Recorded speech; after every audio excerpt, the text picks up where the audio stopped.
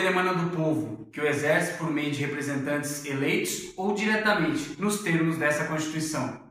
Esse é o parágrafo único do artigo 1º da Constituição Federal. Agora, para exemplificar o parágrafo único, a gente vai precisar explicar alguns poderes constitucionais que têm base em princípios. Então, já para a gente começar o estudo da Constituição, a gente precisa entender que a lei ela é como uma casa, tá? Mas os princípios, elas são o alicerce dessa casa, tá? Os princípios. Eles conformam a base estrutural de uma casa e sem o alicerce, a casa cai. Então a gente vai falar um pouquinho de princípio hoje. E para começar, eu quero contar uma historinha para vocês. Imagine uma galera que vai ficar numa ilha, tá? Aí chegando nessa ilha, a galera toma todas, fica todo mundo doidão. Aí no outro dia acorda todo mundo. E aí o que acontece? Um olha para a cara do outro e fala, viu, vamos ficar morando aqui? Vamos formar um estado aqui nessa ilha? A ilha vai ser nossa. Essa ilha a gente achou, não sabia de quem era o dono, e essa ilha realmente era uma ilha até então desconhecida, e essa galera resolve tomar posse da ilha. Eles fazem da ilha a nação deles, e a partir daí eles criam uma irmandade entre eles que estão nessa ilha. E para começar, eles precisam ter uma regra de convivência. Essa regra de convivência, eles vão instituir a partir daquele dia. Então, naquele dia, reúnem-se os membros daquele Estado, entre aspas, porque ainda vão formar um Estado, e eles instituem uma Constituição. Esse poder que eles estão instituindo naquele momento para perpetuar dentro daquela ilha, ou dentro daquele Estado que virá a ser, é chamado de poder constituinte originário. E ele é originário porque antes dele nada vale, é dali para frente. Ele não está limitado a nada, ele não está condicionado a nada, ele é inicial e autônomo. Então, é importante lembrar disso. Ele é autônomo, ilimitado e incondicionado. Sacou aí? Então, a gente tem um poder constituinte originário. Esse é o todo-poderoso, é o supremo, é o pica das galáxias. Então, a gente vai ver que existem outros poderes constituintes, mas o poder constituinte originário, ele é que é o poder inicial. Aí a gente vai ter o poder constituinte decorrente e o poder constituinte derivado.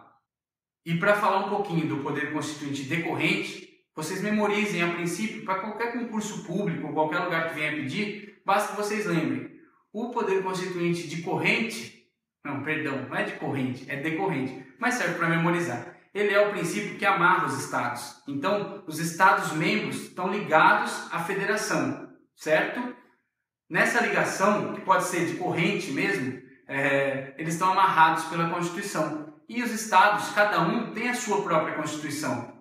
Essa Constituição estadual, ela é uma exemplificação do poder constituinte decorrente. Ele decorre da Constituição maior, da lei maior.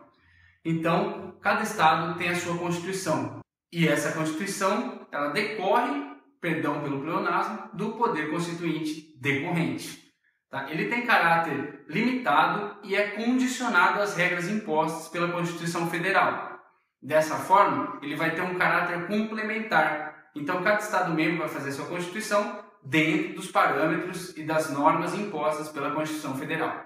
Gravou aí poder constituinte decorrente? Agora a gente vai para o próximo, que é o poder constituinte derivado. Esse também é um poder constituinte limitado e condicionado. Ele é instituído, claro, mas ele vem já da norma originária. Já vem dentro da Constituição a previsão de que existe uma possibilidade de alteração da própria Constituição. Então ele tem o caráter de revisar, por exemplo, no artigo 3º do ADCT. O ADCT, se você for olhar a sua Constituição, você vai ver lá no finalzinho o ato das disposições constitucionais transitórias.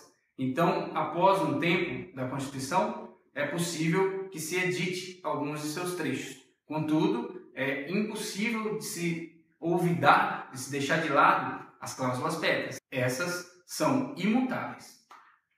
Portanto, o poder constituinte derivado, ele vai estar previsto lá no artigo 60 da Constituição. Quando a gente chegar lá, vocês vão entender o que eu estou falando. O artigo 60, só para resumir rapidinho, ele prevê as possibilidades de emenda constitucional. Então, ele prevê lá como o constituinte, lembra daquela galera que começou lá na ilha? Então eles tiveram filhos, netos, e aí vamos supor que os bisnetos deles resolvessem alterar uma regra que estava imposta lá na Constituição, lá no Poder Constituinte originário.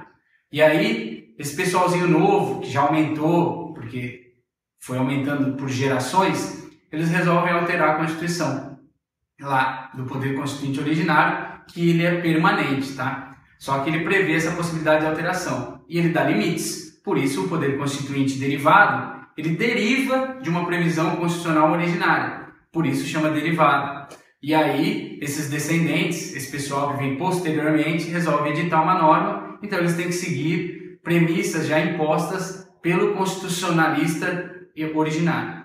Assim, o Poder Constituinte derivado, ele é responsável por alterar o texto constitucional, mas ele tem limites, tem parâmetros já estabelecidos e ele não é ilimitado como o Poder Constituinte originário.